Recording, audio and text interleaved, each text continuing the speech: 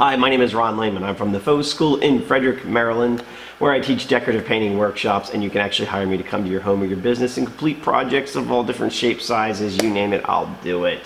Today I'm going to show you a really cool technique right here using a synthetic Venetian plaster from Modern Masters. So do me a favor real quick and hit that like and subscribe button down below. Let's get our tools, let's get our materials, and let's get started. So the first thing I've done to get ready for today's technique is base coat the surface. Now, acrylic Venetian plaster from Modern Masters means there's no proprietary primer. We can work over flat latex paint. The flatter the better because it has more tooth. It prevents the plaster from slipping and sliding. It holds it in place. We don't want it to slip and slide. We want to put it on, leave it there, move on. So in this case, I use Sherwin-Williams Promar 200 flat paint. Nothing fancy. Cleans up with soap and water. Go to a local Sherwin-Williams paint store, talk to them, look it up online. It's just paint. For this it's perfect. I don't need a high-end paint. I just need a good quality paint to hold the plaster in place and give me a good base to work off of. The plaster itself from Modern Masters, it's their acrylic or synthetic Venetian plaster. The nice thing about this is there's no proprietary system to stay within. You don't need a special primer, you don't need special colorants. Just never use paint. Modern Masters does make their own line of pigments and colorants to work within their products, and they're extremely good. But again, you can use universal pigments. So what I've done is I've taken the plaster and I've put it in a small cup so I can get the color that I'm looking for. In this case, it's a deep Mediterranean blue. Added the pigment, stirred it up, let it rest, did some things around here while it rested, stirred it up again, let it rest, and then basically came back the following day. That way I knew the color was completely mixed through the product. Let's see, but Modern Masters plaster cleans up with soap and water, interior only, and tints with universal pigments, never paint. What's that? Okay, tools we're gonna need. We're gonna need our good quality stainless steel trowel and a spatula, preferably a clean one, not like this one. All right, so the plaster's been tinted, base coat's been rolled using a 3/8 inch nap roller, and let's hit the plaster on the surface. Now, we're not going to apply this like a traditional polished Venetian plaster. This is a decorative finish. All right, so the first coat's going to go on as a bed coat to give us a base. We don't need it perfectly even, smooth, ridge-free. We just want it clean and even, not real busy, because the second application, the texture of the movement coat, is going to be wild. All right. So we're just going to coat this really quickly. And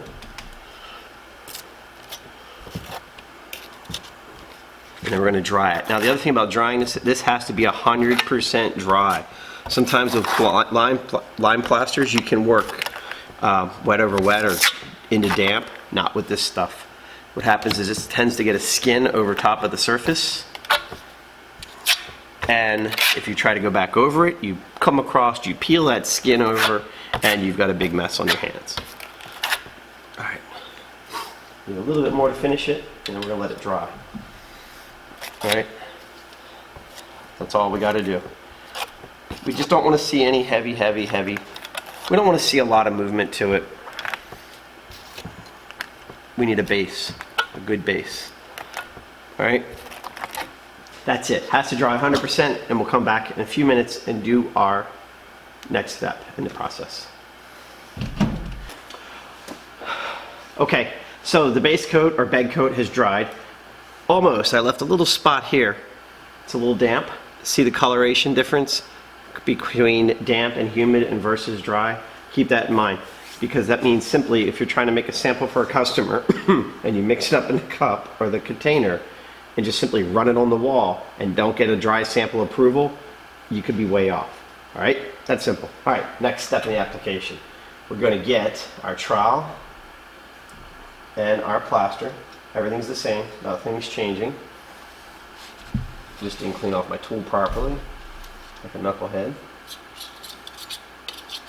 And I've got a big mess on my hands. All right. Plaster. Same color, same material, same everything. What we're going to do now is put it on a little bit thicker. And this is the difference between the acrylics and the lime. I can put it on pretty thick and I don't have to worry about cracking. Lime plaster, you put it on too thick, it's gonna crack and get spiderweb cracks. You can't control it. That's part of the problem. So you can't say, oh, I'm gonna put it on thick, get all these cool cracks. Yeah, you don't do that. Oh, see where I didn't get it completely mixed up? Just stir it around. So what I'm doing now is putting it on about an 1/8, 16th, about a 16th of an inch thick. It doesn't sound like it's thick, but it is thick. And I want 100% coverage because I need to be able to manipulate this material and get the movement that I'm looking for. So coat the surface. As you practice and get comfortable with the tools, the materials, you'll be able to figure out the size area you can work. Start small, don't get crazy. Like eating pizza. You don't jam the whole thing in your mouth and expect it to go down properly. Take small bites, just like walls. Small areas. We got a piece of junk in here somewhere. Okay, see it keeps leaving that scratch. Okay, I'm just going to even it out a little bit. Okay, clean the excess off the trowel. So we want a pretty clean trowel. It's going to be flawless, but yes, we want it clean. Because any junk on here is going to make imperfections in our finish. So now, what we're going to do, if you take the trowel and place it flat, it creates a suction. So what I'm going to do is I'm going to create cool swirls.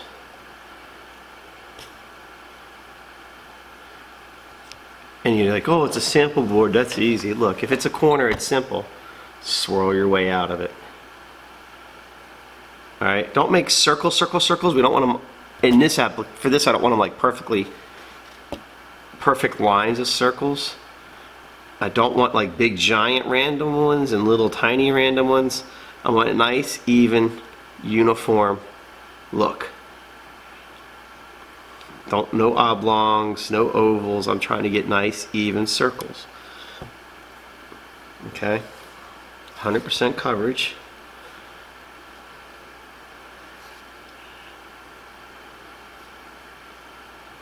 There, that's it. We're gonna let this dry 100% and come back and I'm gonna show you how to do the pearl wax. Okay, so our movement coat, our interest coat layer is completely dried. And, well actually it hasn't completely dried and I just want to show you why. See up here, it's still a little damp.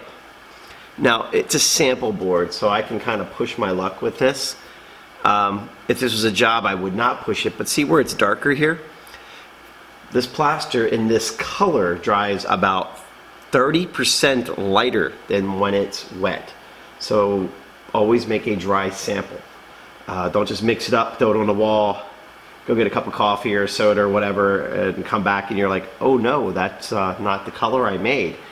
Always make a dry sample, submit that, get approval on your sample, which becomes a control sample for your project, and here you go. But for this, no big deal. I'm just gonna go ahead and finish it off. So, clean trowel, and I know it's dry, but I'm not gonna try to burnish it like I would typically burnish smooth polished plaster. I'm just gonna come over and, because I'm gonna burnish it, but it's only gonna hit the high spots. See this? The interest is popping.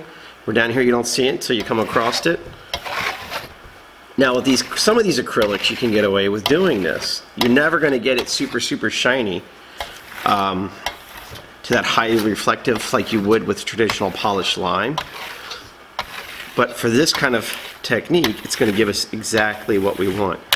So I'm just going over and hitting it. You saw I came from this direction and I'm coming from another direction. Because it's weird, there's a lot of texture here. I'm sorry, it looks like there's a lot of texture here, but there's not a lot of texture here. Now, I could burnish it and come back and do a backfill.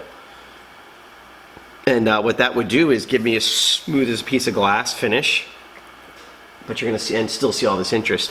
But for this one, it's not that big of a deal. I like the look that this gives me. Now, next step.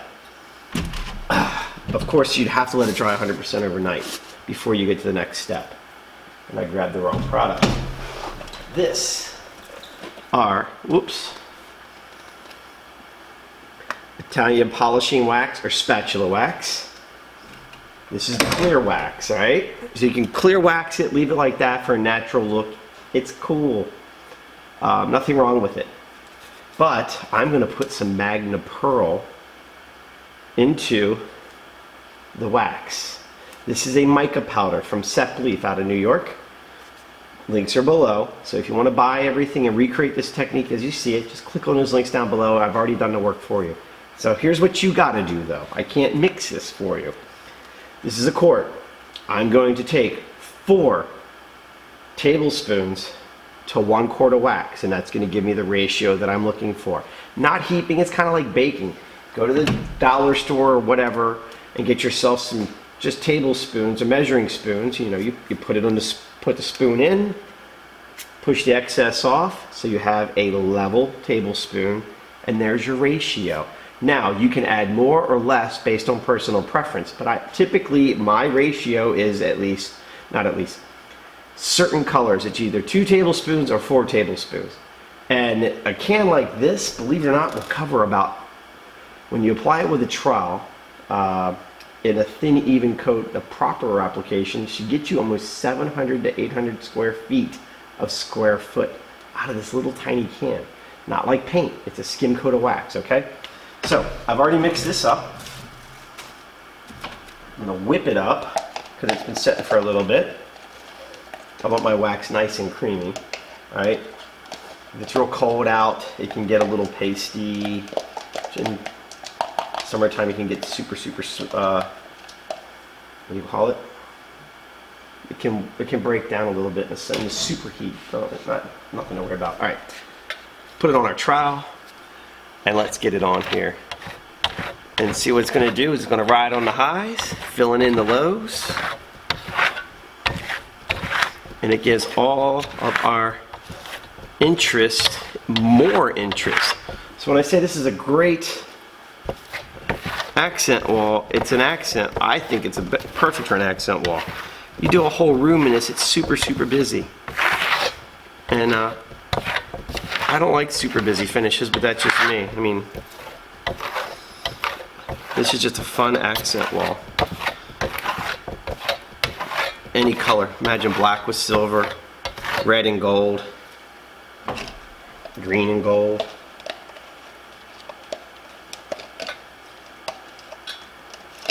You could do burgundy and copper, or burgundy and gold wax.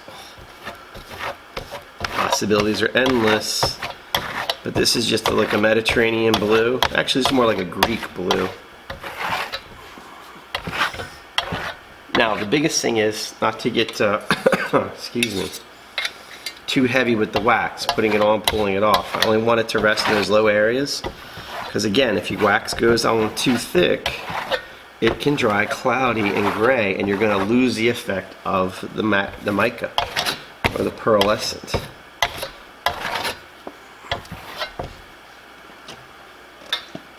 And always make more than what you think you're going to need, because if you run out and try to make more later, good chance it's not going to match up.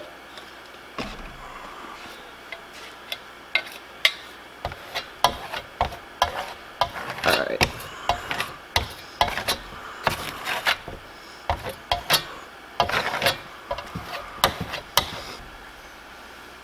Alright. So, just got to finish off this little bit of wax right here. Let's see, if I put it on real thick, see how it's too thick? Meaning it's going to dry, what do you call it? Cloudy. Yeah, get your head together, boy. Alright, so what I'll do is keep a clean rag handy, and you just kind of go in there. Well, let's finish this off first. Now, one of the things about wax when you're playing with wax is like this, or not playing, working. Let's say I run out of wax, or I'm tired, I want to stop for the day, so I leave this and come back tomorrow. No, you'll see that spot. So what you start today, finish today. Alright. So now I'm going to take my rag and just kind of buff off a little bit of this excess. See, it kind of swirls it around. Let's come back across it like so. Get rid of the excess that's laying on the surface.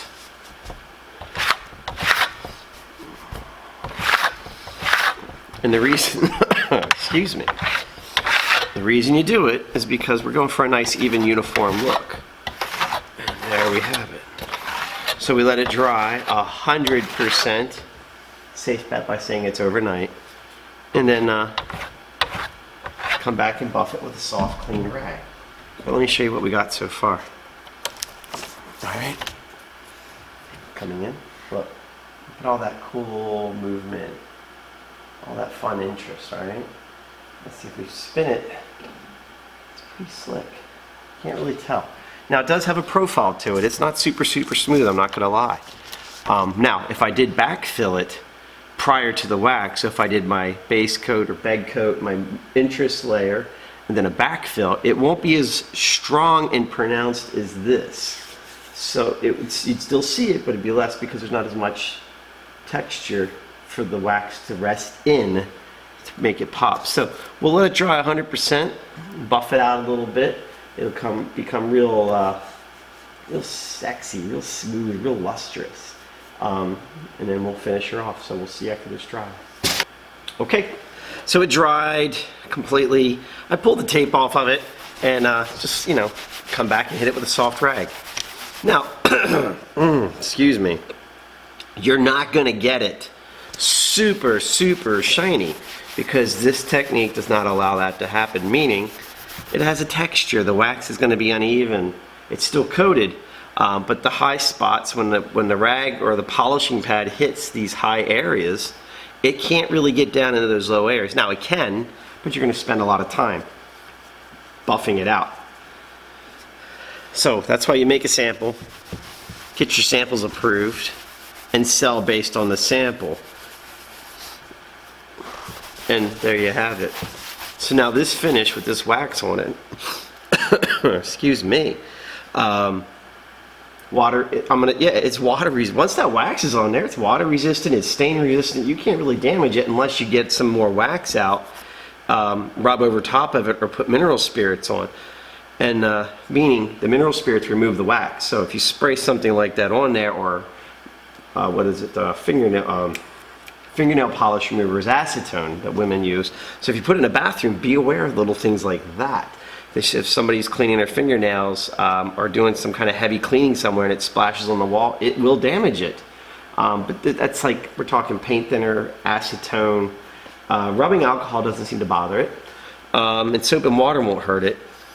Be careful about your commercial cleaners, because I mean, they can smear it. But after, 3-4 days or a good solid week, when that wax is cured, it's dialed in, man. It's hard as a rock. But that's it. Real simple, fun finish. Okay? Sorry, I'm getting over a cough. But there you go. That's it. I will put everything that you need to use to recreate. I will put all the links to different products and materials used to recreate this technique just like you saw it. Do me a favor, hit the like and subscribe button down below. I'd really appreciate that. And there's a little bell down there. When you click on that little bell, even though when you make a new video, when I put a new video out, the bell actually notifies you, so you know when a new one's coming. That's it. My name is Ron Lehman. There's that cough again. My name is Ron Lehman. I'm from the Faux School in Frederick, Maryland, where you can come take a workshop or hire me to come out and complete a project in your home or business. I will see you next time. Thank you for watching.